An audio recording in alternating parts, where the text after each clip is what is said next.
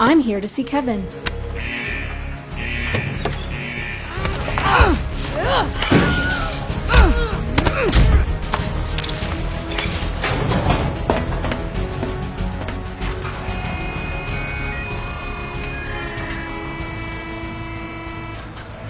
Hello, Jennifer.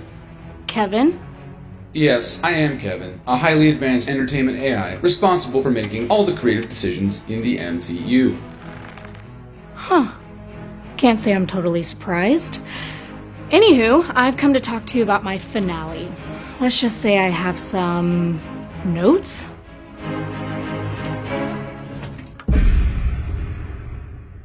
Okay, so to recap, you want me to ignore an entire season's worth of plot threads, magically resolve the conflict off-screen, and bring back Daredevil again for more easy audience points. Anything else? No, that should do it. Thanks, Kev. And that's how Hulks get it done. Bruce smashes buildings and I smash bad endings. Woo! Yes, Jen! Yes! You show those haters who's boss. Loving the My Hero Academia drip, by the way. Oh, God. Deadpool, what are you doing here? Oh, well, it's quite simple and not at all convoluted. See, I'm a member of the Interdimensional Fourth Wall Breaker Society. We're kind of like the Green Lantern Corps, except instead of protecting space, we patrol fictional universes and make sure that fourth wall breaks don't lead to a total narrative collapse. And no, the irony is not lost on me. Oh, wait, really? No, I'm actually here so the, and big quotes here, comedy brand, the Warp Zone, can make a sketch about the She-Hulk finale. The whole Fourth Wall Breaker Society thing, it's just a loose bit the writers came up with to explain my presence here. I don't know, they like to give all their characters a purpose behind their actions, something about internal logic and consistency or whatever.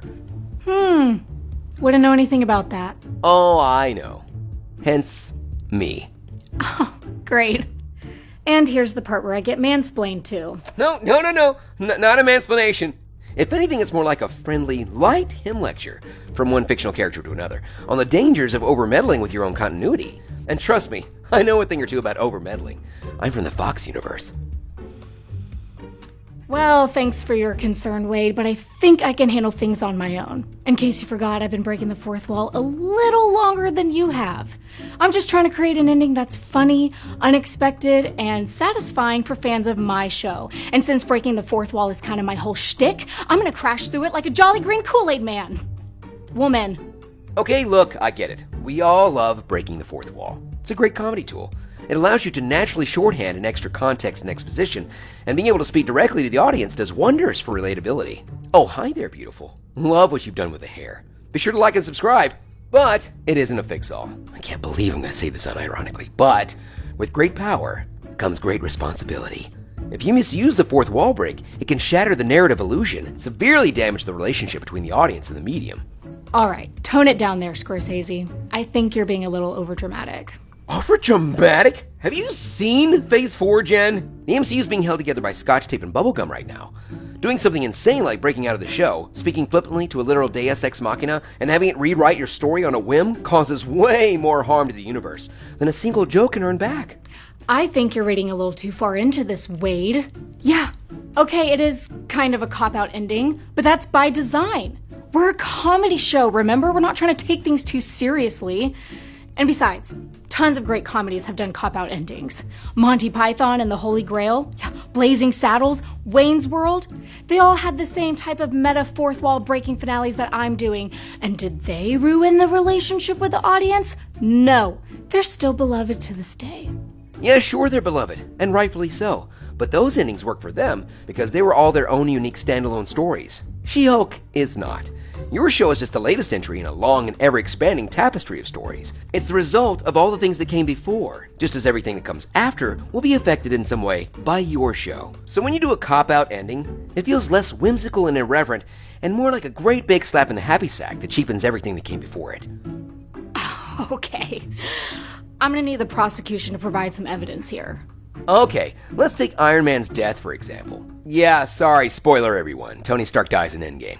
Given the sheer number of MCU references you make in your show, I'm going to assume you know the scene I'm talking about. Of course. Well, how did it make you feel?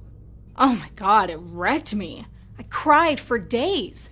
Such a heroic and noble act by Tony, sacrificing his own life to save the entire universe. Except it's not. According to this very scene, Tony's death wasn't a heroic sacrifice. It wasn't even his choice. Turns out it was generated by a robotic algorithm calculated to yield the biggest emotional response, leading to the largest profit margin. Yeah, kinda sucks now, doesn't it? Try watching that scene now without thinking of Corpo Kevin here beep booping around in the background. Makes you feel kinda icky. And it's not just the greater MCU that suffers from your ending. Kinda ruins your entire show, too. All the various plot lines that were converging there at the end, poof, all just magically wrapped up without a satisfying climax. What message do you think that sends to your audience? That their heroine isn't afraid to step in and fix bad writing whenever she sees it? Yeah, okay, but here's the thing, Jen. Pointing out bad writing doesn't actually fix bad writing. It's just a lazy comedy crutch. And again, I would know, because I leaned on it hard in Deadpool 2. But it's my show. Shouldn't I be able to make decisions about what happens in my show? Except it's not really your show. It's a show about you. But here's the best part. You do get to make decisions about what happens in your show. It's the actions you take within the confines of the narrative, the way you face up to and eventually overcome adversity, leading you to become a better, more well-rounded hero. Those are your decisions. The ones you should be making, not barging in here demanding to see the manager like some superpowered Karen. BT dubs, Phil, that guy whose head you slammed into the wall, he has permanent brain damage now. Can't even remember the name of his kids, and he has 4 of them. Maybe. You're right. I don't need to come in here and have some Kevin magically fix all my problems for me. I can make it happen on my own, within my own story. Hey, Kevin, you remember those changes I wanted? Screw them. Let's just go back to the way things were. I can do this. I can make this ending work. I am She-Hulk. Why are you still here? I am no longer allocating any more processing power to the She-Hulk show. Get out. It's time for the audience to forget about old product and get excited for next product. And go see Wakanda Forever, humans. Oh, you suck, Kevin. Okay, well that didn't work out quite the way we had hoped. But hey, there's always next season, Jen. I know you can turn it around. You're a strong, independent woman who doesn't take shit from anyone, right? Well then next time, just lean into that confidence. Don't focus on what the haters might say. That'll only create a self-fulfilling prophecy. Just be the awesome, inspiring hero that I know that you are, and the world will love you for it. Thanks, Wade. Hey, see you in Deadpool 3. What now? You'll see. Welcome to Disney. Well, it appears my work here is done. Right, guys? We good? That's a wrap. Yeah, we're good. Okay, great shoot, everybody. Love the hustle. Can't wait for Pitch Manies to get 10 times as many views as us. Who's up for some In-N-Out? I'm going protein style. Gotta watch my weight for Deadpool 3.